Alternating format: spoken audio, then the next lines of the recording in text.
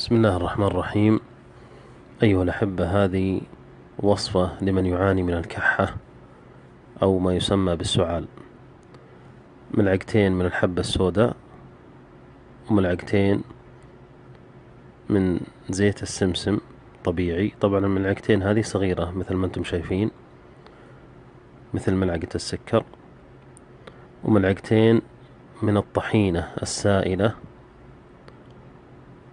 طبعا هذا الوصفة للكحة الناشفة والكحة المصاحبة للبلغم، جميع الحالات.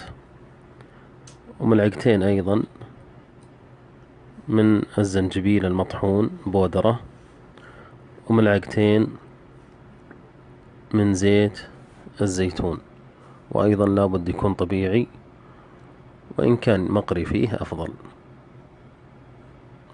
تحرك مع بعض مثل ما انتم شايفين، تحرك جيدا، ويؤخذ ملعقة صغيرة قبل النوم وملعقة صغيرة على الريق، يعني مرتين باليوم، مرة قبل النوم ومرة على الريق. بإذن الله تتبين النتيجة من أول يوم، تحفظ في الثلاجة للوقت الآخر. أسأل الله لنا ولكم الشفاء.